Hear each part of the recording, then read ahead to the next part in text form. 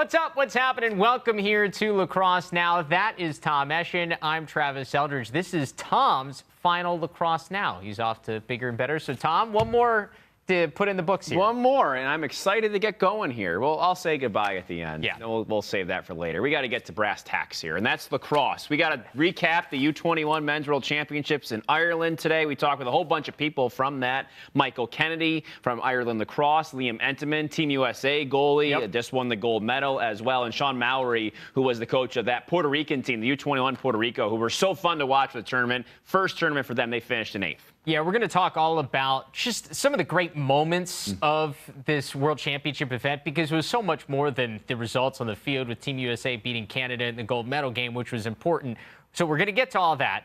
But we do want to start with the PLL quickly, because we now know the playoff bracket in the Premier Lacrosse League. The quarterfinals, not this weekend, but next weekend, the first weekend of September, at Gillette Stadium in Foxborough, Massachusetts. Yeah, Kenny Chesney's in town this weekend. Yeah, so they had to push that. Kenny takes precedent. He's got like 3 days. So, yeah, he's got a couple of big concerts with a big tour at Gillette. So Gillette Stadium will have to wait a week for the Premier Lacrosse League. Whipsnakes get the bye as the top seed. The Cannons are out as the last place team. You got Chrome Chaos, Archers, Redwoods, Atlas, Water Dogs, your 3 matchups in the quarterfinals. And let's talk about the Cannons, because them being out means Lyle Thompson's not in the postseason, which I think is a shame, because he had a great year, but it just never clicked for the Cannons this year. No, and it's, I mean, unfortunately, it's the nature of how they brought in, the MLL in all of this at the end of the day, and how they formulated that expansion draft, if you will, with the one team. There was nearly no choice for Lyle to be part of this team at the end of the day. He was going to be on the because he was one of the best player in the world, not playing in the PLL. So he was going to be on this team. So it's a little unfortunate in the way that mechanism, sort of impacted the Cannons, and the way, some of those trades happened over time that kind of hurt them in the long run, in terms of acquiring Paul Rabel at the end of his career for that last year. A sentimental, acquisition at that, but kind of hurts, Lyle in this stance. So to me, it's unfortunate. You look at guys like Mike Trout, the Angels, and there's other cases like that as well. Shohei Ohtani with the Angels too. Shohei Ohtani, and it stinks, because you want to see Lyle competing for a championship as he deserves to be. So, and I think that, unfortunately, he's been struck with that in the NLL. The Swarm haven't. They did in the past. They had that great year. They had that great year, 2017, when he was the MVP. When he was the MVP, and they went on to win it all.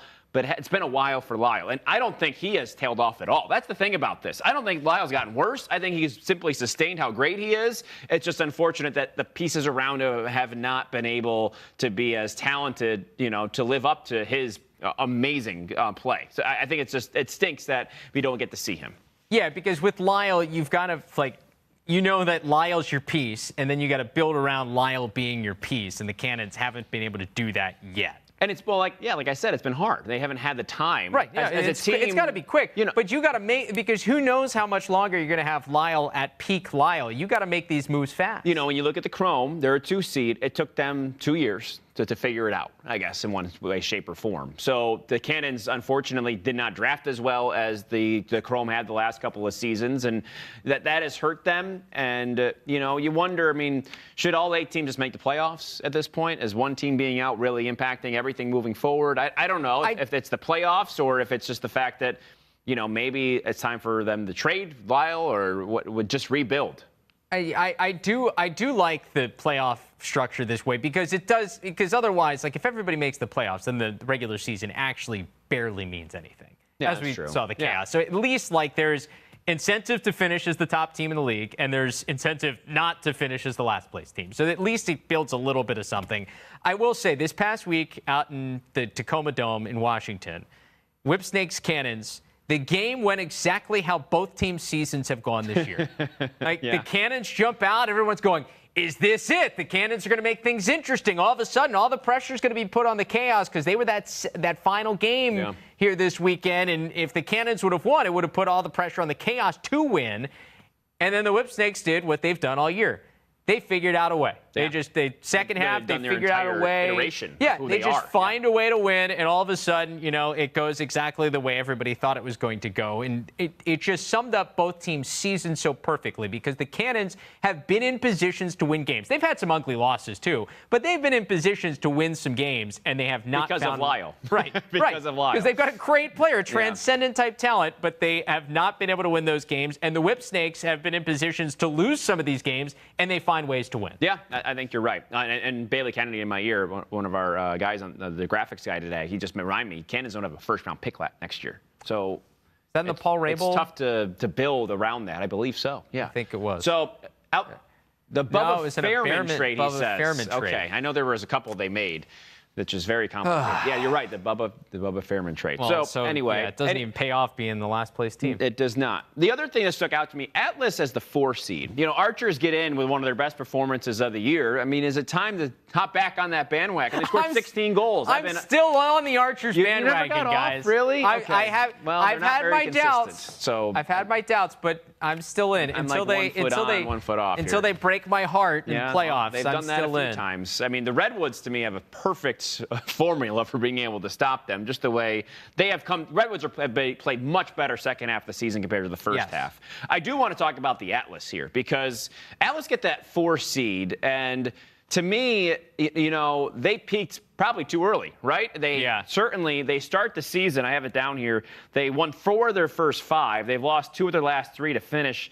And then they play the Water Dogs in the first round, Whip Snakes in the second round. I mean, that is not a good formula for a team that I think a lot of people were very high. I was very high on them at the beginning of the year. I said, they've got the Tate and Gray combination, and then they've got a good midfield on top of that. Cannon can make the saves too. It's like, they had everything, and then all of a sudden, either there could be a couple factors here. Teat and Gray. They've had long years, for them. Gray started off, grinding it out in college. Jeff Teat started it off in the NLL, having a rookie campaign there. So there is parts of that. Their production hasn't really tailed off all that much, but I wonder how much is left in the tank for a playoff run for them to make at this point, too. Well, and this matchup with the Water Dogs is brutal. Yeah. This Water Dogs team is really good, as we saw down the stretch here this season. That they went on that 5-game winning streak that ended a couple of weeks ago. I mean, I really like that team. Of all the games, I hate how if you would make me pick that game, I would hate having to pick it. Yeah. Because it really could go either way, and I like both of those teams, and it feels like a game that should be a semifinal that ends up being a quarterfinal. Right, and then the winner gets the joy of playing the Whip Snakes in the playoffs. Who just finds ways to win. And then you got the Chrome as the 2 seed. And the Chrome, I forgot about this. Their 3 losses all are 1-goal losses to the 3 best teams in the league. So they were able to lose to the Atlas, Water Dogs, Whip Snakes, and the Archers aren't in there, but I feel like all those teams, when they lost to them, were playing really good at the time, really well at the time. So you have the Chrome, who those go a different way. All 3 of those, the Chrome have the 1 seed. And to me, that shows you how strong and consistent they've been all season long, right? And they didn't have that blowout loss that we see some of these other teams that have had this year. They have been really consistent and dangerous at that. And they play the Chaos, who obviously have always peaked at the right time, but this is just not it for the Chaos this year. I'm sorry. It doesn't feel like the year, though. Crazier things have happened, but it does not feel like the year for the Chaos. I really think when you look at this playoff bracket, it opens up really well for the Archers. If you're seriously, if you're the Archers, you are a big Archers guy. I mean, you have to feel pretty good. You avoid the Whip Snakes until you would get to the championship game, and you've got a Redwoods team that, they've been better here down the stretch. I don't feel great about the Redwoods still. So, if you're the Archers, you come off one of your best wins of the season, a 16-12 win over the Water Dogs. And then if you win that, you got either the Chrome or Chaos. And while the fact that Chrome are the 2 seed is great, I still have a lot of question marks about that team, considering how young they are, especially offensively. They've been a lot more consistent than the Archers. I know, all year long. They're just young. You're right. It doesn't make sense because they're young yet consistent. Archers, veterans yet inconsistent. I'm just going with what I saw in the regular season, and I saw a much more consistent Chrome team. You're right. Team all year long. You're 100% right. And I love Shawn Scanoni. Yeah. Chrome goalie. Scones. Hey, shout out to UMass. So we got 2 weekends from now in which we'll see where everybody will fit, and then I think we'll have a better idea because there's going to be an upset or 2. I think the Redwoods scare me a little yeah. bit. I think that they have a potential of knocking a team off just because they can surprise you. Like, they're a team that can play their best game and shut you down defensively and go on and win. So, so. Hey, look, the Chaos did last year. Surprised everybody. Yeah, right. That's the way. So, that's what this league is. I mean, the margin of victory, and I talked to Ryan Conrad about that a few days ago. He said it's just so thin, razor thin. Between 1 and 7, there isn't much of a difference depending on the day. Yeah. So we'll do more of I'll do more of a preview next week, entering the quarterfinals of the PLL playoffs. We and I. It's now. Sorry, Tom. Starting to set in a little bit. Let's talk. I'll be watching. Good. Yeah. Okay. Okay. Good time to transition. Let's transition to the World Championships because we handed out a gold medal on Saturday. Team USA finishing off the tournament. They are now 9 for 9 in this event. What was previously U19. This year was the U21 World Championships. This one not nearly as dramatic as the one back in 2016 where they had to come from behind. It was tight late, and Canada gave them a run. But this United States team, it's the most talented team we've seen because of the age group difference. Like, you got guys who are already college superstars that were starting on this team, and they all did their job, and they all bought in. I think that was my takeaway, is that you had guys like a CJ Kirst, who was one of the best attackmen in the country this year and led his Cornell team to the Final Four, who's playing midfield and still contributing. Yeah, I think that you had the two of the guys in this game that we'll be talking about in May as the top 2 leading contenders for the Tewaaraton, and Brendan O'Neill and CJ Kirst have some of their biggest games of this tournament. Seeing Brendan O'Neill in spurts was once again the best player on the field. And I think if he can capture that and be consistent in that week by week in the college season, we're talking about one of the best seasons of all time. And I think he showed that in this tournament. He was much more consistent game by game, found his place. And there are times where, you can just give him the ball, he goes to the right or the left, he can make a move and score. Yeah. And then you saw Kirst just fit the role. And I think for him, that's so cool as a young player, just to say, tell me what to do. I'll go out there and I'm going to make things happen. Whether that was feeding or finishing. He was the best player on the field. And I don't know. Like you said, he was a great young attackman, one of the best in the country for Cornell.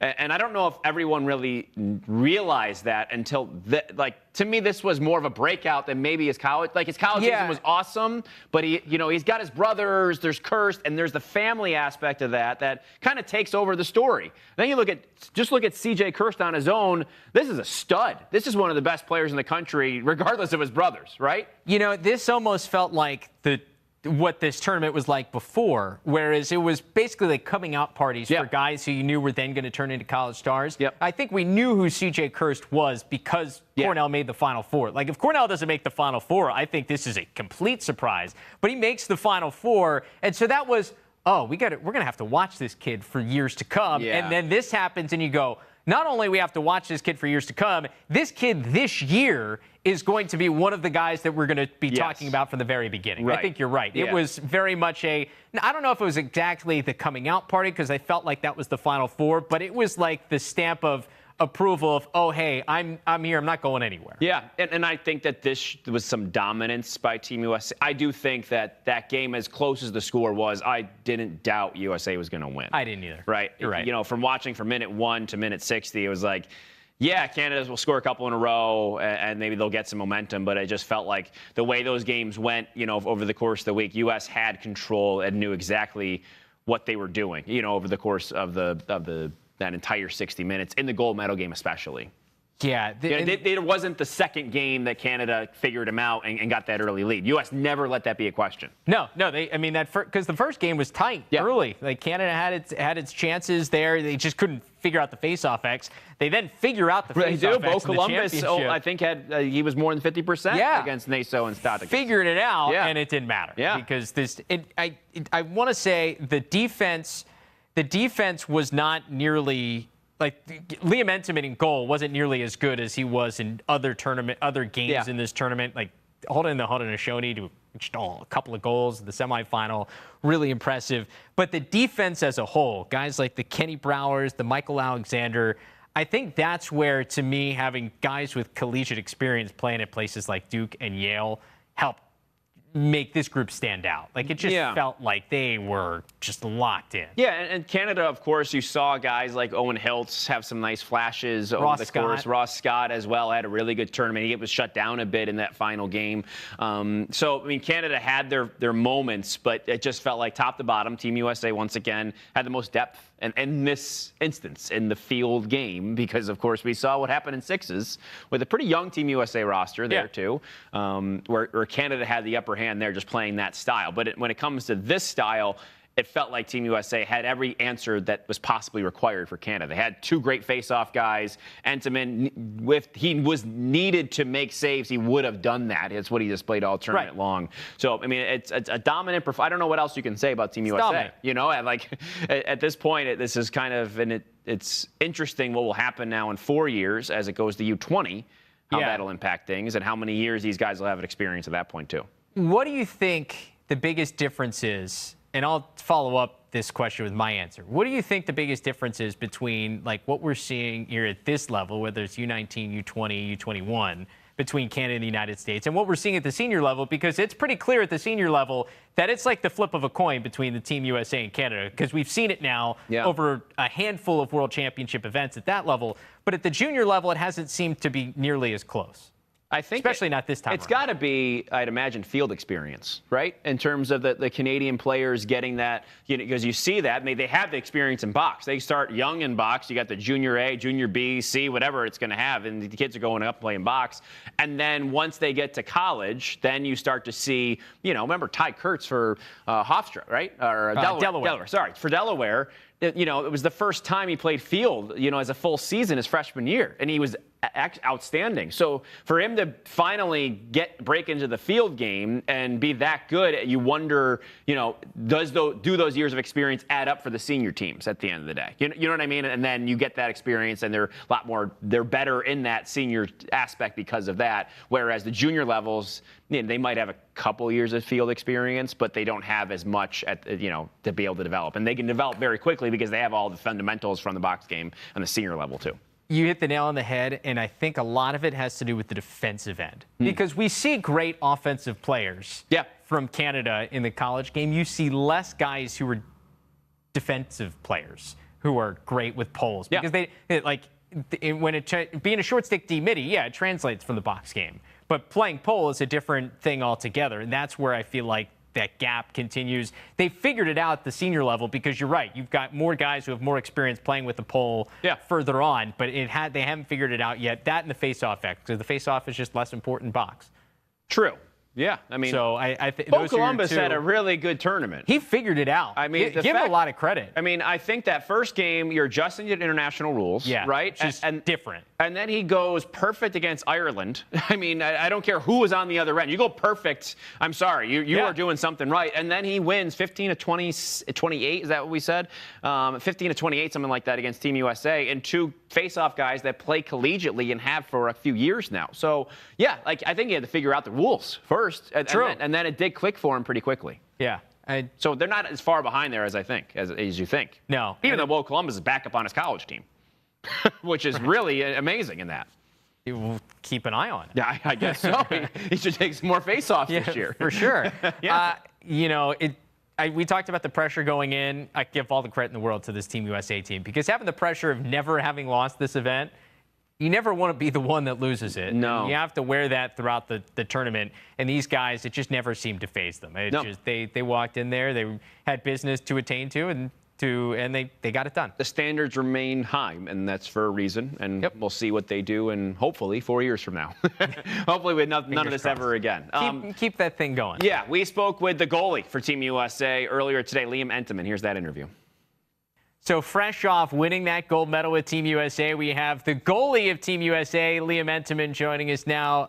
Liam, sum up what it's like winning that gold medal after all of the years and the waiting that went into this event to finally, this past Saturday, have that medal go around your neck. Yeah, I mean, it was an incredible experience overall. I mean, the whole process leading up to the actual tournament was definitely a long one. It was a hard one at times. I mean, our tournament got pushed back twice, and after the first pushback, we thought it wasn't going to get played at all. So it was definitely a very emotional win. I think a lot of guys that were on the team for the last 3 years. Like the emotional investment, not only just with the time spent and the time spent at the headquarters or training camps in Columbus, but more so the emotional attachment to the team was definitely evident after we won. But overall, it was an incredible experience, and goes without saying, I mean, winning that gold medal has been the highlight of my athletic career and one of the highlights of my life, honestly, too. Yeah, I got to imagine when those final seconds tick off, you beat Canada in that gold medal game. What was a battle, it felt like, for the second time in that tournament. That has to be a very unique feeling, right? I can imagine nothing else feels like that in life, at least from your experience so far. Yeah, it definitely felt different. I mean, I've been fortunate enough at Notre Dame to play in some big games. The Duke rivalry is a huge one. The UVA rivalry is a huge one. The UNC, Syracuse, and really a lot of the games that we play are big rivalries. But I think everyone agreed. It's just a different feeling. Put it on that USA and standing across the field from the Canadians and also the Haudenosaunee and the other teams we played. It was definitely a very unique experience and a special one at that as well. Well, what is the bond like between this team? You guys, from the time that you met as part of the tryout process, like a lot has changed for all you guys life-wise in terms of like where you are, what schools you're at, how you guys have continued to grow throughout the college game into stars. Like, what's the bond like between the guys, especially the ones of you, the guys of you that have been part of this thing since like 2018, 2019? Yeah, it's definitely a unique one. It's interesting too, because a lot of the guys that are on this team, I mean, guys that stand out to me as far as like Kenny Brower, Jake Naso, Brennan O'Neill, Quentin Matsui are guys that we have, like I said a few minutes ago, have very intense rivalries with in college. But off the field, I know they're all good guys, and I had a lot of really good quality time spent with a lot of those guys. So it's definitely a unique bond in the sense that in season we're arch rivals, but off the field and certainly at this event we're all good friends and we're pursuing a common goal. And as far as the guys that have been a part of the process from the beginning, and even the guys that got in on late, everyone bought in the same way. And it was a very special event overall, a very special feeling. We've heard about this, of course, in Team USA iterations in the past, whether that be the senior team, the women's team, the under 21 team. How do you hone the egos? Like, how do you come together? How tough is it to kind of push those aside to form this one team for one goal? Yeah, that's actually one thing that really stood out to me as far as how the guys in our team kind of went about their business. Nobody had an ego. I mean, you have a lot of guys. You have Tewaaraton finalists, first team All-Americans, national champions, guys that were, you name it, All-Americans, high school rankings, anything you can name, guys have accomplished that on this team. And with that being said, it didn't factor in how anybody went about their business. Everyone really bought in, and you have guys like CJ Kurse stands out to me as a great example, was freshman of the year in the Ivy League, played in the national championship game as an attackman. And just because of the way things worked out, he was a midfielder on our team. And he could have very easily said, this is not what I signed up for, or, I want to be the star of the team, or I want to be the guy that's scoring the most goals or the most points or whatever it may be. And he did quite the opposite. He bought in completely and had a huge game for us in the gold medal as a midfielder. It was even that much more impressive. Yeah. But yeah, everyone bought in. Yeah. It was a great experience. We talk about the delays, and obviously it was a tournament that was supposed to happen in 2020, and you were in a different spot in terms of like your lacrosse career and personally. Like, how have you changed and evolved throughout this whole process? And I mean, how different do you think it would have been playing in 2020 as opposed to 2022? Yeah, me and a few of the guys on the team were actually talking about that. Like, what would the difference be? I definitely think, and this goes, certainly for my team, I definitely think it would go for the Canadians and pretty much any team that has a large percentage of their guys that have played in college. It's definitely a different kind of experience compared from that to from what it would have been in high school to how it was now that we're rising seniors in college. I think just physically speaking, we were all much more developed. I also think too, just as far as being a good teammate goes, you have guys that, I think if we were in a different spot in high school where, everyone's the superstar of their team in high school and they don't have that kind of bigger world perspective of, being a good teammate on a college team, it would have just been a different experience overall. But I mean, individually speaking, I could definitely say it was different, not in a better or worse way. I mean, actually probably a better way, honestly, just being able to, have the experience of college and apply that to pursuing a gold medal. What were your impressions of Ireland? It was a little rainy at times, but it was actually kind of funny because we were expecting. I'm mostly Irish, so I always hear from my grandparents how it was always rainy and cold and dark. But actually, the first week that we were there was like an uncharacteristic historic heat wave, and our first game versus Canada was at noon, and I was definitely a little uncomfortably hot there. I mean, I always wear the sweatpants out of superstition, and that game specifically, I was like, man, what am I doing here? It was definitely weather-wise, it was interesting. As a whole, I mean, it was a beautiful country. It's a beautiful country. I was there when I was 5 years old, but I didn't really, remember much of that. On an off day, we went to the Cliffs of Moher, I think it's called, and that was really cool just to see, basically just have a front row seat to the Atlantic Ocean from 500 feet above the sea level. So that was pretty cool. It was overall just a great experience. I mean, we stayed on the University of Limerick campus, and that was kind of cool to see, a different college outside of Notre Dame. That's kind of all that I'm used to, and the handful of colleges that we have away games at. But it was definitely interesting to see, what other countries and other universities in those countries are like. Yeah. I mean, between you and Pat Cavanaugh, like, you got a lot of Irish going on here between the Notre Dame connection. You go to Ireland, you got to have some luck now on your side. Yeah, it was pretty cool. I think there were a good amount of Irish kids there that were Notre Dame fans. Just because we're the Fighting Irish, I guess you have to kind of latch on to that as an Irish person. But that's why I started rooting for Notre Dame, is because I'm Irish and has it in the name. But yeah, it was great. Definitely a lot of Irish between me and Pat. That's for sure. I do want to ask about like the culture and the experience off the lacrosse field there in Limerick, because from like what Coach Nick Myers was saying and everybody, it seemed like it was just like almost kind of a Olympic type atmosphere of like all these teams kind of intermingling throughout the tournament. What was it like for you, and what stands out about like a memory of getting to maybe experience a different culture you're maybe not used to? Yeah, that was honestly one of the most unique parts and the most special parts for me. And I think I can speak for pretty much every guy on my team when I say the same thing for them. We didn't really know what to expect going into it. We weren't sure if it was going to be a hotel or townhouses, and that's what it ended up being. We were in townhouses in kind of a village setting on the campus. We were neighbors with the Japanese kids, who were really cool guys. I was able to meet the two goalies on that team and trade gear at the end of the tournament.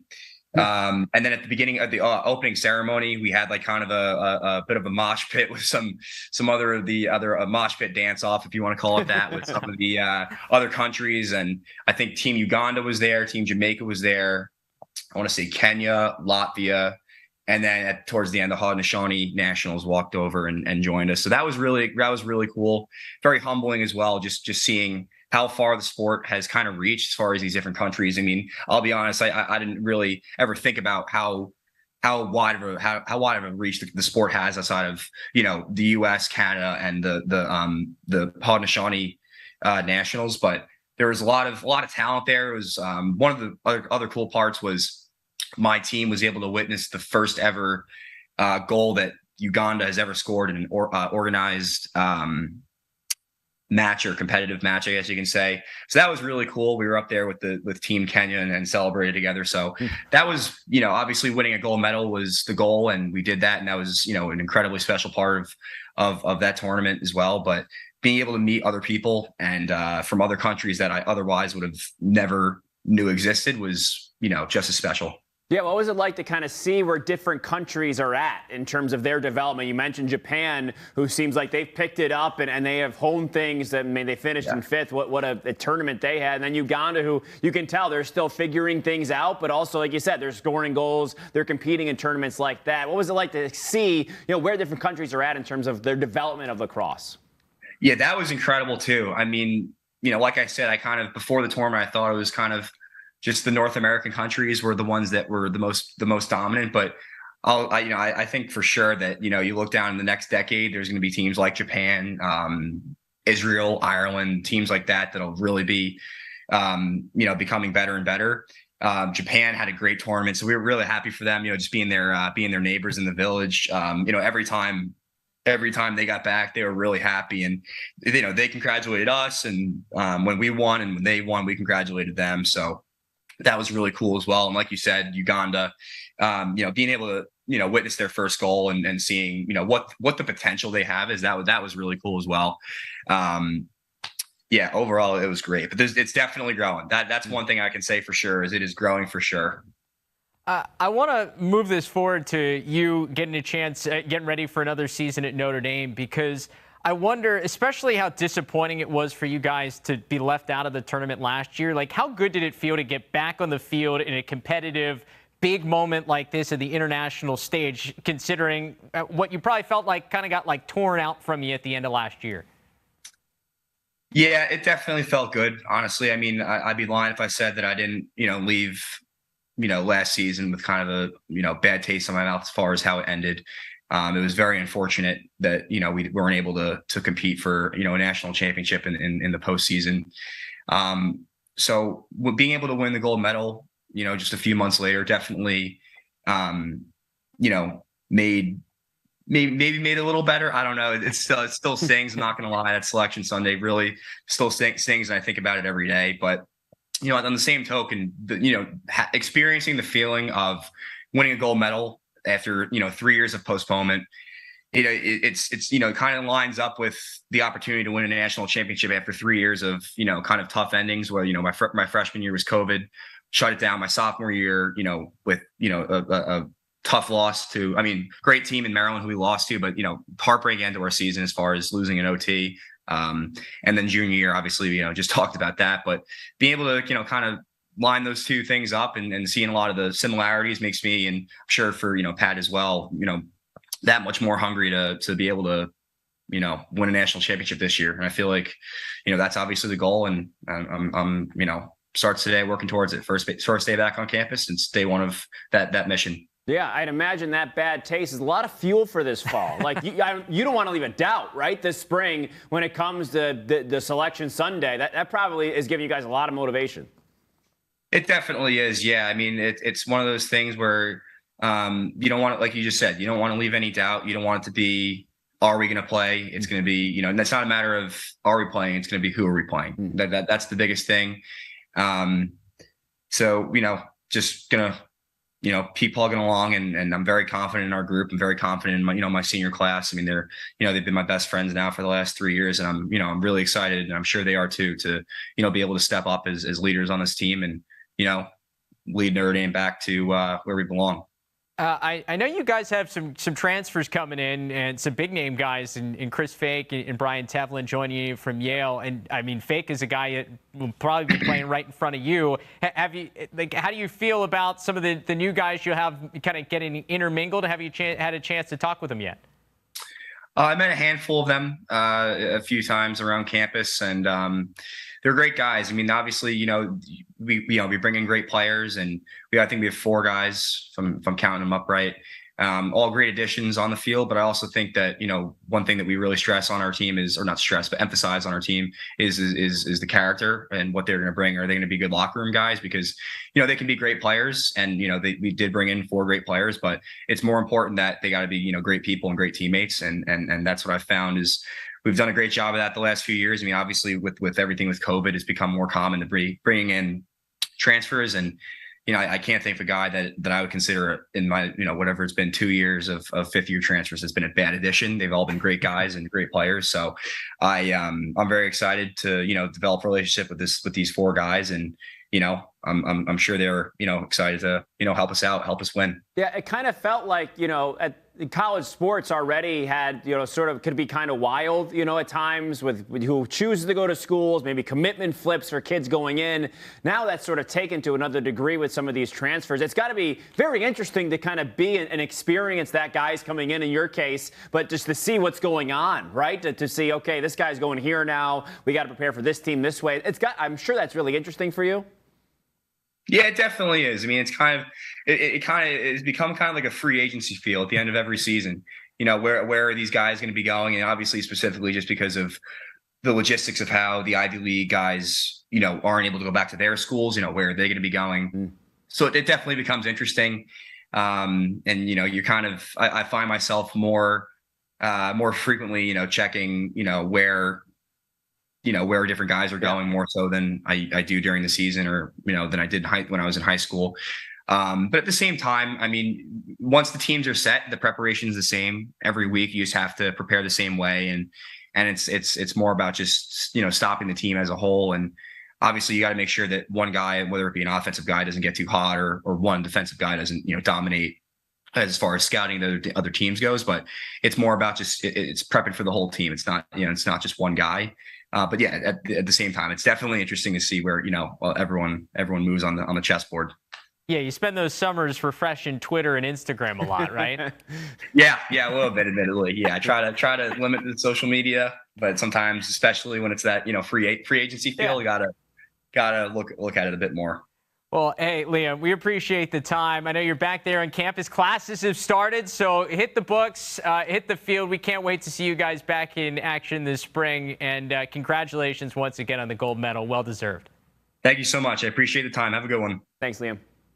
So thanks to Liam for taking some time. Really impressive job he did in goal. And I really liked him talking about how he admitted, it felt good to win a medal after being left out of the NCAA tournament. And him likening it to the 3 years it took him to get to the World Championships to now 3 years in college. Maybe keep an eye on Notre Dame this year. Interesting. Yeah. I'm excited to see what it'll be like when they go play each other again. He's like, yeah, we were rivals on the field. We had to come together, and now they are back to being playing Duke and Ohio State. Those guys are going to be very competitive because they're fighting for a lot there when it comes to the fall and spring. So this tournament as a whole, because it was more than just U.S. and Canada fighting for the gold medal, we saw some incredible moments over the course of this tournament. Tom, you were on the call for a gazillion games over the last week and a half. Maybe not that many, but a lot. And so I open the floor to you. What are some of the moments that you'll take away from having a chance to broadcast some of these games here on LSN? I think it was really interesting. We talked about this with some of our guests too. But just to reiterate, where each country is in terms of lacrosse, how quickly they developed, when lacrosse started in a lot of these different places, and where it's come and been since then, and where now these teams are fitting on this junior level, which I think is really interesting, that it's this level where you see development happening, and how quick is that happening? You look at a team like Japan, and we've talked about Japan a little bit here. I mean, they finished in 5th, which will punch their ticket into Group A. And that's something, don't forget, Japan has competed in this tournament before in Group A. The last time they did, though, was in 2008. So they're a little bit farther removed from that. But something else to remember is the fact that Japan is also one of the countries, and most of the countries here, this is the case, 90% of the guys that play on these teams, or the guys that play lacrosse, start when they're in their first year or second year in college. That's when they're introduced into the sport. So how quickly can they master it in that time? And that's what I think was really interesting about the U21, the fact that the age, because the COVID was bumped up a couple of years. I wasn't sure about it at first. I was like, U21, you're really letting a big pool of players that have a lot of experience. Is it really a junior tournament anymore? But I think it provided for more competitiveness. Because just like we were talking about earlier in the program, the Canadians getting that field experience, when you add a couple of years, you're adding a couple of years of experience to players around the world that might have started lacrosse a little later, right? Because in Japan, you're going to start with baseball, right? And at the end of the day. And then maybe you'll figure your way around that, and maybe you'll pick up a lacrosse stick as you go on. But like I said, there's the stat, 90% of those lacrosse players aren't starting until they get into college. So this allowed them to get a couple extra years of experience and then finish in 5th. And I think that happened for a lot of these different countries across the board, where they were able to experience and have a little more experience in that, where for their first time in this tournament, they were able to perform really well. You saw that from Puerto Rico. You saw that for the Netherlands, Jamaica, all teams that really performed well and showed us what you can do with a couple more years. So I know it's going to go down to U20, but I kind of like that it's bumped up a little bit more and make it a little bit more competitive for those 5, 6, 7, 8, 9, maybe 10 and 11 spots. And that also causes other countries, which I thought was really interesting, to say, okay, where are we now? Because you bump up from 14 to 23, there's a lot more competitive countries in there. So you look at a team like Israel, who, they host the men's senior championships in 2018. They struggled a little bit in this tournament because of some of the the gains that other countries have made because of some of the newer countries that have been involved. So that makes everything a lot more competitive. And now that, I would imagine, would make Israel better and say a country that's really invested in lacrosse, they're going to go back in and say, okay, what are we missing here that we've had in the past, but other countries have sort of caught up on us already at this? Well, and I think the fascinating thing about having a couple of World Championship events, we actually kind of had 3 world events this summer, is seeing across different genders, men's and women's, and different levels and different forms of the sport, where are these countries?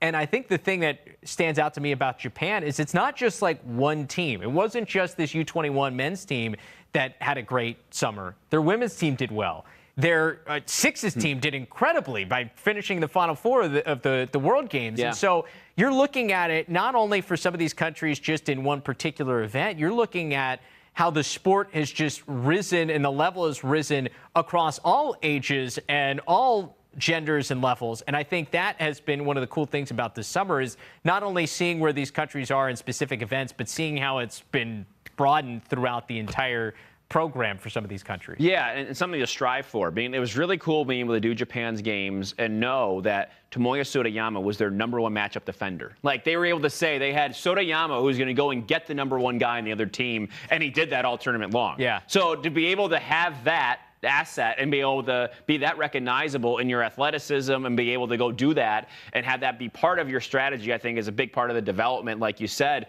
of where everybody else is trying to get to and where you can find niches like that. Because as soon as, you have guys in some of these other countries that were doing it all. I mean, they're the best athlete on the field. They're taking the face off, going down and playing offense, going back and playing defense. I mean, Eric McCallion for Sweden, he won 70% of his face-offs. He'd go and stay in offense. Yeah. It's not like he's a face-off, get-off guy. He's one of the best athletes on the field. He's going to stay in and play, on the offensive end too. So you see some of where the athletes are, and then maybe where you can specialize some of those athletes to be that guy, be that matchup defender, be that main attacker, where maybe some of the different countries are trying to catch up to each other in that. But that's where you see the different levels as the tournament goes on, which I think is really cool. What game did you do that really stood out? I thought the Japan-Puerto Rico game was awesome. That was 10-9.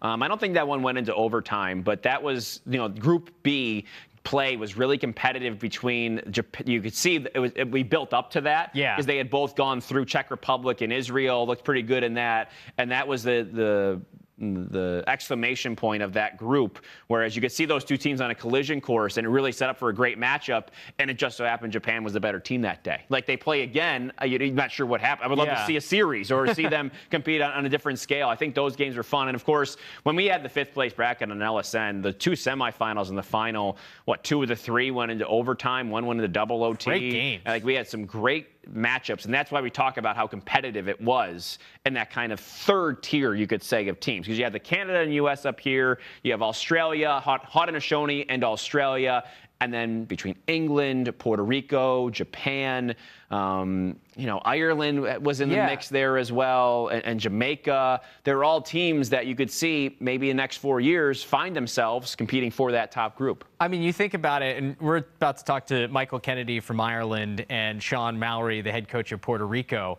and both of them mentioned this. Like, you go like numbers 4 in the world, like with England through 9. Yeah. Like, it's tight. Yeah. You had a bunch. England was involved in a bunch of 1-goal games. Puerto Rico involved in a bunch of 1-goal games. Ireland, same thing here down the stretch of figuring out the ultimate seeding of this tournament. So those games, I think it was the 5th place game was a 1-goal game. The 7th place game was a 1-goal game. And a couple of 2-goal games in the 3rd place games. So you're really a lot of teams there in the mix. Yeah, and for some of those teams, U.S. and Canada are ahead. We all know that. Clearly, yeah. But Ireland, if they don't lose every face-off, you're a lot more competitive with Canada. You look at that, you watch that game, and you realize that in the second half, they said, okay, we're just going to play defense. And they tried to do that as best they could.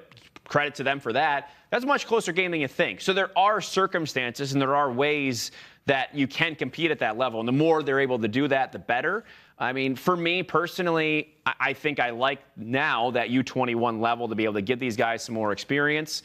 I think sixes, of course, would even that playing field even more. That's, of course, a different discipline for a different conversation for a different time. But I think that also would help because you look at the depth as another part of this. And some of these countries, I mean, Uganda lost one of their best players, I think, on day 3 of the tournament. And I can't remember his name at the moment, but he did everything for them. Yeah. And you could immediately see a drop off there. You know what I mean? And some of these countries, U.S. and Canada, don't have that problem because you can go put someone else in there. Well, that is the great thing about sixes is that you need a handful of great players or great athletes to represent your country in order to compete. And if you have, it's a lot easier to find 5 or 6 guys that can compete with the likes of a U.S. or Canada than it is to find 10 to 15 that you need in order to compete in the field game. So it does give some of these countries the opportunity to compete at that level and then continue to build up to what you want to do at the field level on the field game as well. John McClain, our producer, he did a bunch of our games with us. Joseph Ngawe was the player on Uganda. He was dynamic. He was fun. And then he got hurt. I think it was a knee injury early on, and we were doing the game.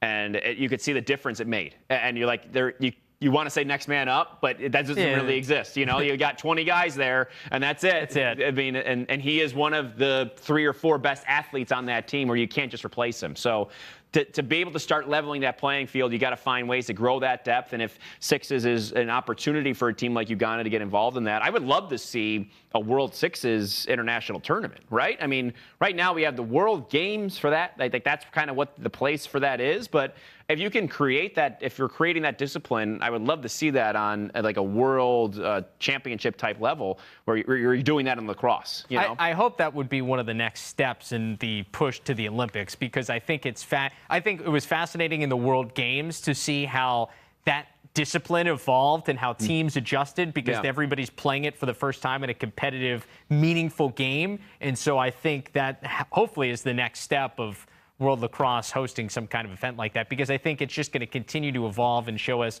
what is possible with that discipline. Yeah. Real quick before we move on here, just the first-time teams. Puerto Rico finishing in 8th. Netherlands, the 13th. They won the platinum bracket. So they won big games to get and win that spot. That was the best spot you could get if you were in groups D and E, which were teams that were a part of developing, countries and things like that. Christian Del Rocco, Bellarmine Jr., led the tournament in points. So watch for him at Bellarmine this year. Yeah. Sweden, Jonas Hunter, we had here on LSN. He was one of the most dynamic scorers of the tournament. They finished in 15th in their first appearance. I mentioned Eric McCallion. And then Jamaica finishing in 9th. I think their development is something we need to watch. Joshua McLaughlin, a former LB3 elite player from Georgia. And then you have Kyrie Sears, UMass Lowell sophomore, playing really well for them. So those first-time teams, especially Jamaica, I think we should keep an eye on as things move forward. And with that, you have teams like Israel go from 6th to 9th. Germany go from 8th to 12th. So you get other teams in the mix. All of a sudden, it gets a lot more competitive for these countries that feel like they've gained some ground. They're like, oh, now there's a big old wave of more countries coming. Now what are we going to do? I think that competition will breed some more excellence. We talked about Ireland. Like, they stayed status quo from back in 2016, but that's a win because there was more competition this time around. And the level of play was better than what we saw in 2016. Yeah. This was the most competitive we've seen it. Yeah, it was not easy for Ireland to do that. No. I mean, they were close to be able to getting a little bit better than that, but at the end of the day, that was really difficult for them just to be able to stick around in that 7th spot. Like holding that spot, like I said, you see some of the teams fall back. China took some steps back as well. So for them to hold there and now you can kind of move on, it's a feat. It's really big, and that's what it's all about at the end of the day if you're trying to grow these programs. So speaking of Ireland, the reason this tournament took place, I mean, he was the driving force. Michael Kennedy, the CEO of Ireland Lacrosse, he put so much blood, sweat, tears into making sure this event took place. It finally did. We had a chance to catch up with him earlier today. So we bring in now the CEO of Ireland Lacrosse, Michael Kennedy. And Michael, just wrapping up the U21 men's World Championships in Ireland. How do you feel after all the time that you put in over the years, the delays? What's it like here on this Tuesday, 48 hours removed from it all, to maybe step back and say, look at what we've done? Yeah, I mean, a feeling of relief, as you might imagine. There were ups and downs throughout the tournament. Thankfully, more ups than downs. And, we kind of weathered the storm literally and figuratively, whenever they arose. And, I would certainly want to thank like all the staff that were involved. We had such a great group of people, and we were problem solvers, and that was really good. You're always going to have problems with a big event, but if you have people who are in problem solving mode and can address those and are communicating with people, it made such a difference. But the feeling is one of relief. After the years of delays and not knowing if this tournament was actually going to take place in Ireland through 2020 and 2021, did the reality live up to what you hoped and expected it to be like? I would actually say it was actually better than what I thought it would be, because I think a lot of people may not know, but lacrosse is still like really a developing sport here in Ireland. They call it a minority sport. We might have maybe 300 players in the whole country, right?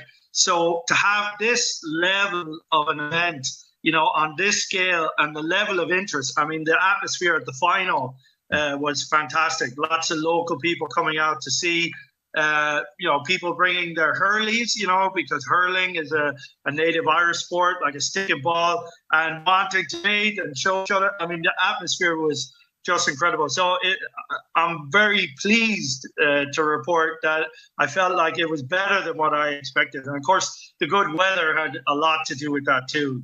I'm sure I can imagine. You mentioned ups and downs. What was was there a biggest up for you, like a highlight of the tournament? I would say personally, in past events, including even this summer, like in the Women's Worlds in Towson, I know the Uganda women's team weren't able to travel in the end. So for me, the biggest up, I would say, is that all the teams eventually made it. Yeah. Like last minute, like Uganda actually seemed to go quite smoothly. With Kenya, there was a lot of like last minute stuff. Like one of the mornings, I was on the phone to the Irish embassy in Nairobi in Kenya, like trying to plead the case to get these visas. And, there was like first one group arrived and then the rest of them arrived, so they all made it. And that was the main thing. And then, of course, the highlight for me in all of that is the Haudenosaunee. We know they had difficulty getting into the UK in 2010. And we had done so much groundwork, and it really paid off because we actually had people from the Irish Department of Foreign Affairs meet the Haudenosaunee team right off the plane and escort them through customs and through the airport, So, I'm just proud that all the teams made it, and in particular that the Haudenosaunee were given the welcome that they deserve. That's so cool. And it speaks to what I think this event and the sport of lacrosse are all about, is bringing people together. And it just felt like the atmosphere around it. I know Team USA spoke about it, how they just felt like this was almost an Olympic type atmosphere of all these teams getting a chance to kind of mingle together and get to know all these different cultures. It seemed fascinating. In terms of lacrosse, because you talked about how the country of Ireland doesn't know this sport well. What did having this culture and all of these people in the lacrosse world coming to your country mean for what it could show people in your country about the sport of lacrosse? Yeah, I mean, there's like so much commonality between lacrosse and the Irish sport of hurling, right? Like stick and ball game, played on a big field. I think both sports compete for the title of fastest game on grass. And so even though people weren't familiar with lacrosse, they had this like route through which they could relate to it. Like, oh, it's just like hurling, but, and that really opened a window to, hey, we can learn this because it's quite similar to something that we play. And, we even, we had the World Championship, and then we also had the World Festival, and we had some youth teams, and we brought them to a local hurling club called Mona Lean GAA Club, and we did like a 10-minute hurling game, and then they all switched in a 10-minute lacrosse game, and then they had pizza afterwards and gave speeches and stuff. It was just a really good cultural experience. Yeah, that's really neat. You know, like you said, and bringing people together to see these different cultures and be able to, see, you know, experience the sport of lacrosse. And at this level, I think it was really interesting to hear from a lot of the people, from the first timers. And we got to hear some of that feedback on our broadcast as well, from someone like the Netherlands in their first, and Puerto Rico, just happy about the exposure. And of course, Ireland experiencing that at this level back in 2016. And I think it also lends to the fact you just mentioned of getting everybody there. Like you said, that was the biggest up. What do you think it does, you know, knowing that you just grew this tournament from 14 to 23 teams? You know, that has to help the sport increase exponentially. Just hearing what we've been hearing from all these first-time countries. I mean, that's got to be really cool to be a part of helping to grow it, not just in Ireland, but also internationally, too.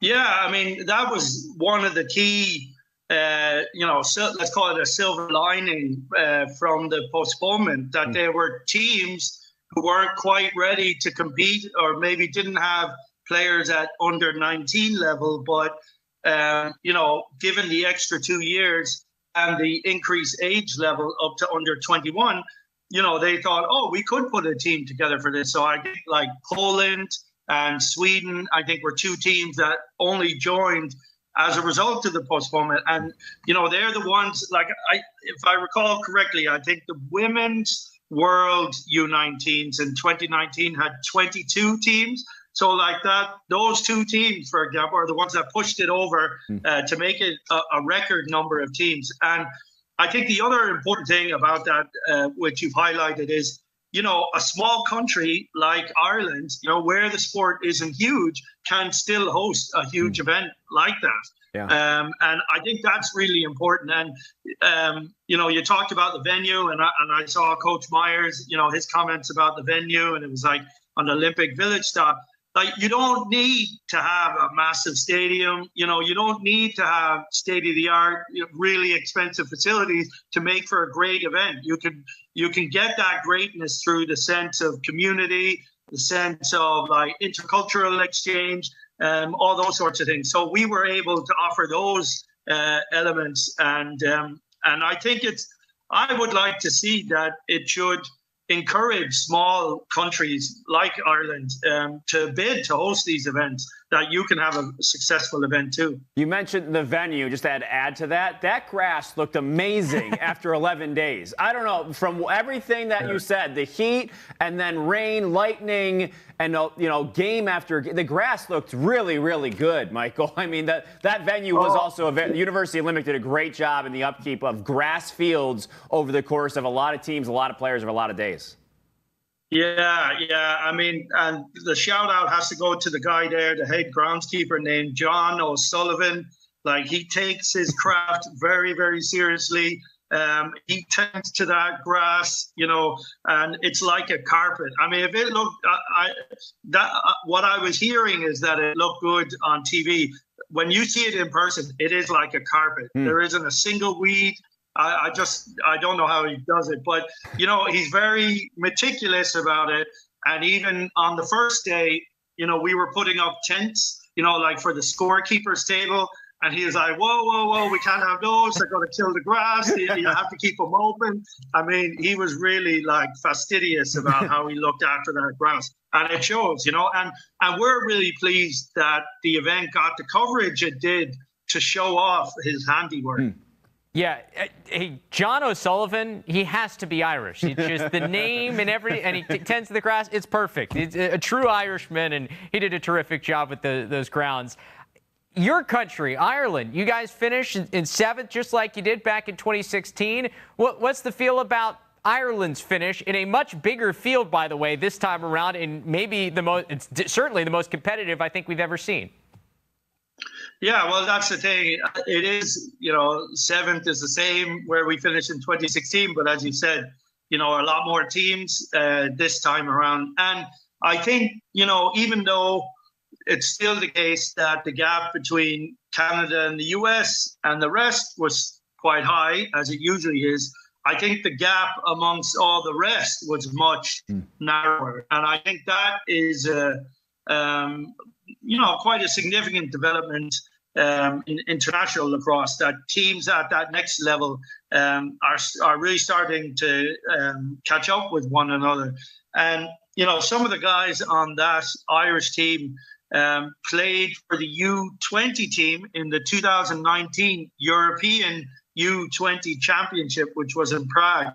So it was just amazing to see, like, from my point of view as CEO of Ireland Lacrosse, we want people who want to come back, who are program people who play in a tournament and they come back again, they want to play again. And it was great to have that combination of some of those experienced guys from the 2019 team combined with some new guys. Of course, the fans for all the Ireland games came out, great atmospheres there. For you, was there any like a fan base that you saw that was a little louder? I mean, there was a game we did with Germany that had the vuvuzelas out there. I heard some Latvia chants. Who really brought it when it came to the spirit and the fandom? I was amazed at how many fans Puerto Rico brought with them, because Puerto Rico is really far away from Ireland. So it was really amazing. And they are very vocal, all kinds of chanting and shouting. So I think there was a game where it was Puerto Rico against the USA, and that really had a really good atmosphere because both of them have really strong fan presence. And then there was a group of young Limerick kids, maybe probably somewhere between 12 and 14. And there was probably like 25 of them. And they just got really passionate about USA. And they were jumping in the fans and they were singing all kinds of songs. And, the USA fans kind of took them under their wing a little bit, which was nice to see. Cultures coming together. Yeah. It's what it's all about. Speaking of cultures coming together, what was the trip like to the pub on Saturday night once everything had closed down? Yeah, that was good. Luckily, amongst all the great facilities on campus, there's a really big pub. So you didn't have to drive or walk very far. And we had Irish music. And we had an Irish dancing flash mob organized as well, which was a great way to finish it. So, yeah.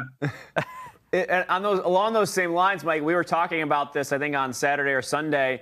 What do you do? What are you going to do now? This has been your life's work for a long time. What is going to fill this void? Is there a void? Well, I could get down or back to a lot of the Ireland lacrosse stuff, just growing the game here. Yeah.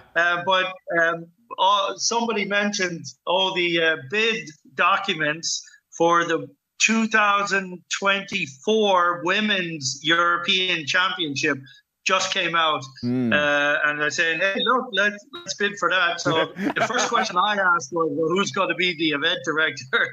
So I've done my tour of duty. I think we have to find somebody else to do that. Yeah, you've got to look around and be like, all right, wait a minute.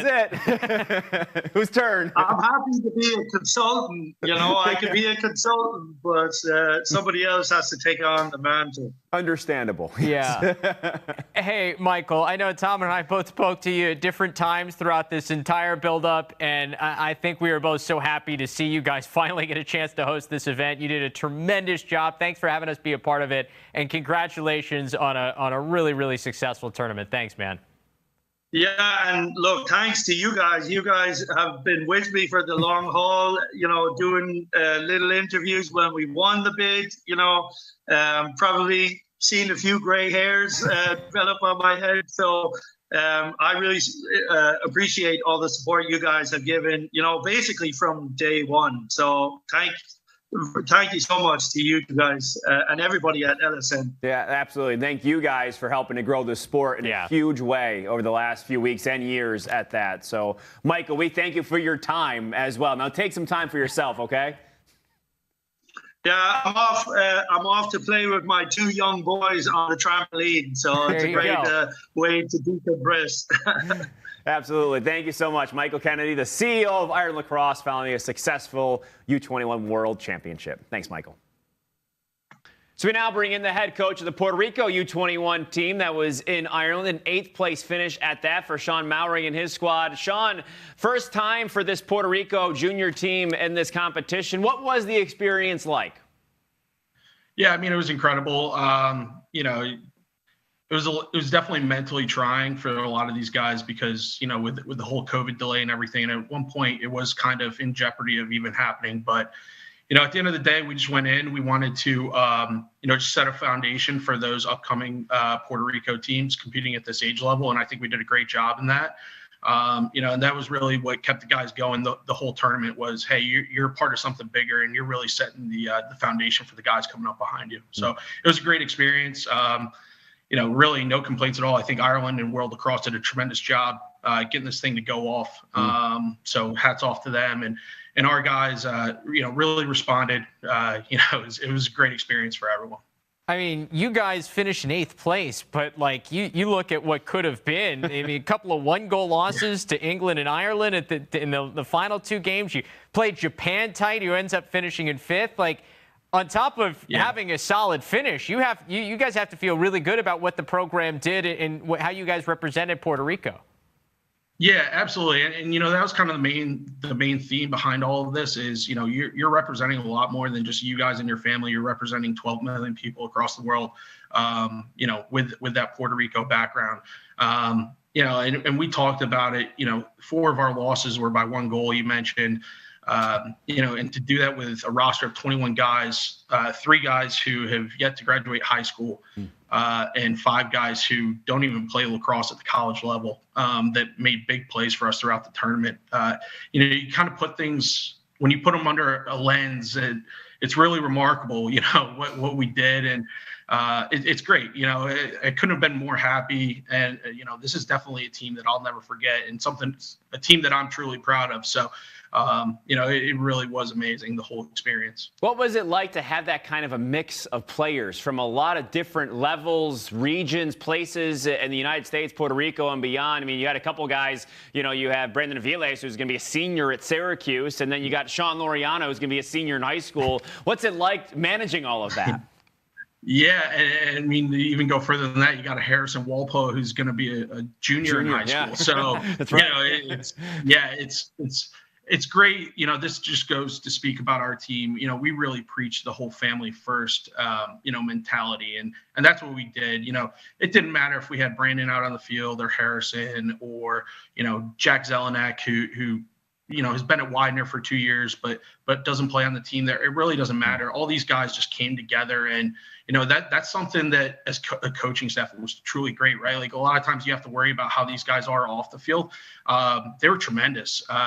Even through the 3 years that we started, picking this team, the continuity was always there off the field. So like I said, that's just another added aspect that when you have to take that out of the hands of the coach, it's a bonus because we can focus more on the on-field stuff.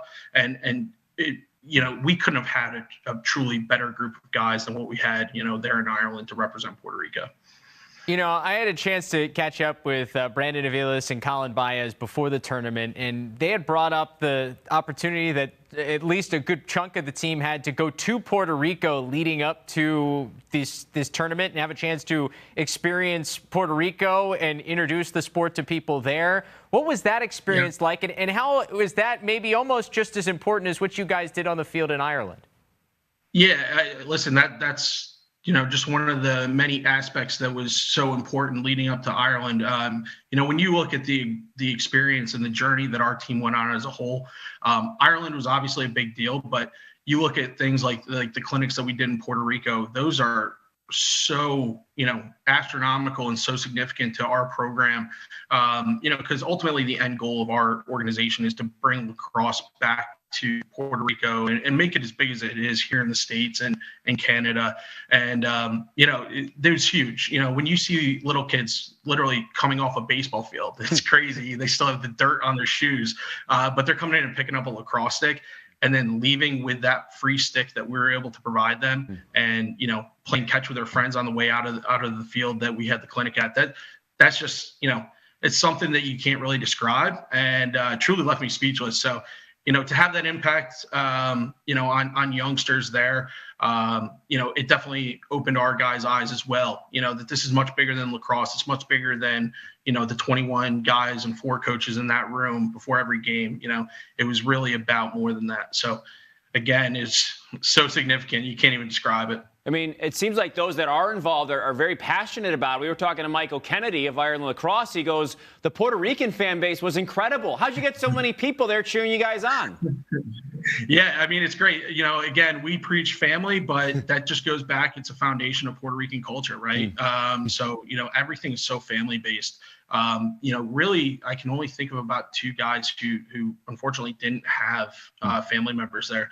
But fortunately, through means like you guys and other broadcasting means, they were able to watch at home. But really, it stems off the Puerto Rican culture where family is so significant.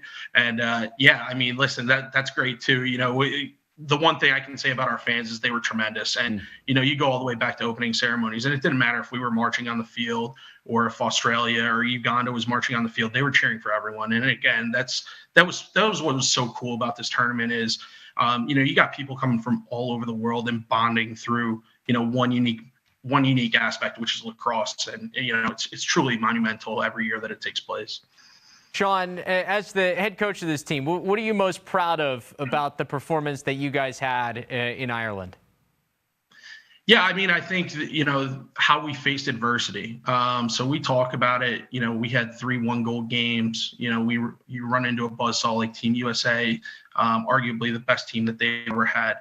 But, our guys never gave up. And it really didn't take much for me to get them up for every game. They were ready to go, and they realized that, you were playing for something much more. And it showed too at the end when you got guys with tears in their eyes, that it means something. So again, to me, it was just the effort and how they played with heart. I can't tell you, after every game, I get about 35 text messages, and it was a common theme. You guys played with such grit and such heart, and, that's what, to me is the most inspiring and, really the best thing about this team that came out of that tournament. One of the coolest things for me doing these games is that after all those games, the very last game I did was you guys playing Ireland, and the national anthem. It was the most unique national anthem that we had the entire tournament. You stood side by side, one by one, for someone from Team Ireland, someone from Team Puerto Rico, and the 2 flags up on the hill next to each other. What went into that moment? Yeah, so another really cool aspect about this tournament is, all of our guys are pretty much living side by side in the townhouses that they had there. Coach Pryor and myself actually had a common link. Coach Deegan, who I played for, is my assistant coach at West Genesee, is very heavily involved with Ireland Lacrosse. So he actually helped get us set up with a pre-tournament, just 6-on-6 scrimmage the day before the tournament started. But, living side by side with those guys for 2 weeks, that's big. And, there's a lot of antics to go along with it, but it was good. At the end of the day, it was, there's nothing malicious. It was great. All the kids had fun, and that's really what this was all about. And to be honest with you, that wasn't even brought forth by the coaches. That was brought forth by the captains, which really speaks to the maturity that both of these teams had. And you kind of saw that throughout the tournament. You see acts of great sportsmanship throughout the tournament. A guy gets hurt, and someone who doesn't even speak the same language is able to go over there, give him a hug, and say, hey, speedy recovery. That's what's truly special about this. So cool. It continues to be the power of sports, and you never see the power of sports quite like these international competitions, especially here in lacrosse. I got one final one for you, because everybody went on a long journey to get to this tournament, because it was supposed to happen in 2020, it got delayed to 2021, and no one knew if it was actually going to happen, and finally does here in 2022. So take me through, what was this journey like from the very beginning when you figured out you were going to be this team's head coach to finally getting a chance to compete and finishing in 8th place? Yeah, I mean, listen, when I found out, I was ecstatic, right? Like, this is something that I always dreamed of, really, is to coach lacrosse at the highest level. But, when you become a part of a team like this, you realize it's much more than that. It's not about you. It's about the guys. It's about, what you represent. So, obviously with the COVID pandemic, it was tough. You have to keep the guys engaged for 3 years. But I talk about, how continuous our team was off the field, and that was huge. We were having Zoom meetings and everything like that, so that when we finally got on the field, it was like we didn't miss a beat. Obviously, we had roster changes like everyone else, but the cool thing about that was our guys really just, accepted everyone, as they came in. You look at it, Brandon Avilas, Marcel Vernon Jr., Harrison Walpole. Those are all late ad guys for us. Colin Baez as well. They all ended up being huge parts of our team. But when they came onto this team, it was like they had been there for the full 3-year journey, such as guys like a Will Mercado or Christian Laureano. So, again, I can't speak enough to the maturity and really just the brotherhood that our guys have, and that made my job a heck of a lot easier, like we talked about, and it made when we lose those 1-goal games, it made bouncing back a lot easier as well. It feels like, this is my last question for you as well. It feels like it was very competitive, of course, between those 5th, 6th, 7th, 8th, 9th place teams. And you are someone that played Team USA as well in all of that. What do you think needs to happen as someone that's outside of that Group A for now to catch up a bit to the rest of those Team USA and Canada teams, for the rest of the pack to build some ground there? What has to happen elsewhere around the world for you guys to kind of gain some ground and some traction there? Yeah, I think it's really just to kind of build off of what you have. We talk about, just really what we can control, right? So whether it's a World Lacrosse thing or not, we could have very well finished in that top 5. We're a few bounces away, a few goals away. Hats off to Japan. They were a tremendous team. You look at any one of those 5 through 8 teams and any one of us could have slid into that 5th spot. I think the biggest thing is just realizing that, hey, like you take a non-traditional country like Japan in terms of lacrosse, and they were able to, kind of climb that mountain to get into that A bracket. I think you just got to look at that and really just focus on what you can control and how you can improve your team. I don't think there's any legislation or anything in World Lacrosse that can really change that. Yeah. But that's something that we focus on, is just really what you can control. And, Japan is a great example, right? England, Ireland, you look all the way back. Even Jamaica played a tremendous tournament as well, finishing 9th. And, you could go back to them as well and see a path that any one of us could have finished in that top 5. So, again, at some point, David's going to have to take down Goliath. But, you just got to focus on what you can control. And we preached getting better each day, getting better each quarter. And I think that's what you got to do from an organizational standpoint as well. So, we learned a lot from this, tremendous accomplishments. Couldn't be more proud of our guys, our organization, from the top down. But yeah, so, listen, the goal now is, we finished 8th. That's great. Next tournament, what can we do to finish better? Even if we finish 7th, 6th, 5th, to get into that spot, that's really what we're looking for. So, it's just, to kind of, keep things simple and just get better every day. Yeah, you guys were a lot of fun to watch. I'll say that too. You were the more you were a lot of fun throughout the tournament. Close games, exciting games, a good brand of lacrosse, which I think is really cool. Yeah, absolutely. Listen, a fun team to coach too, right? Yeah. The great thing about our guys is they played the best when they were loose and played the most free. And listen, I'd be lying to you if I didn't crack a few smiles after some goals and how the guys celebrated. Celebration, Shawn. We saw some of the celebration. Yeah. At one point, Shawn Laureano scored a goal and pulled out the stanky leg, and my assistant coach Matt Casalia said, "You weren't even alive when that dance move came out." And, he said, "That's okay, coach. I still watch music videos." So, just looking at some of that stuff, it's fun. You got to listen. I think that this tournament is what you make of it. We always encouraged our guys to have fun. So, you got to have fun to succeed. And, listen, if we weren't having fun, those 1-goal games are probably 3-4 goal games. And, listen, even against Team USA, right? 21-3, but at the end of the day, we went out there, we did what we could. We break things down. At one point, it was 3-2. 11 minutes into the first quarter. That kind of thing is those are minor wins for our program. So we got to build off that, and our guys had fun. And after a game like that, that's kind of a true barometer how your team is. Our guys were upbeat. We were ready to go out and play the next day, right? So we realized there was still work to be done, and that all goes into how much fun these guys had, and they were a blast to coach. So I'm glad you guys had fun watching them, because it was just as much fun, if not more, coaching. We did. Yeah, it was great to watch you guys compete, and congratulations, and again on an 8th place finish, and welcome back to the United States. Catch up on some of that sleep, get yourself back together, and we appreciate the time. Yeah. So thanks to Michael and Shawn for sharing a bunch of stories from the tournament. I mean, some of the moments, especially some of the stuff like off the field, to me stands out. It's why we love sports. Biggest smile on their faces came. You know, that's where they're like, oh yeah, like that was so much fun. And I mean, it flew by. You know, even for us, covering it from here, like I was like, I can't believe it's already over. You know, several games every day. I'm really glad that we got to be a part of that in such a big way. You know, we had multiple games every single day here on LSN, and appreciate all of you that reached out to thank us for the coverage. And we thank you, because it's an honor to get to talk about these athletes from around the world, and including here in the States, that were competing over the course of the couple weeks. Yeah, so thank you to everybody who consumed any of the games here on Lax Sports Network throughout the week and a half tournament, and the games over on ESPN Plus as well. Yeah, absolutely. This is it for you, Tom. This take it away. Is it. It's all you.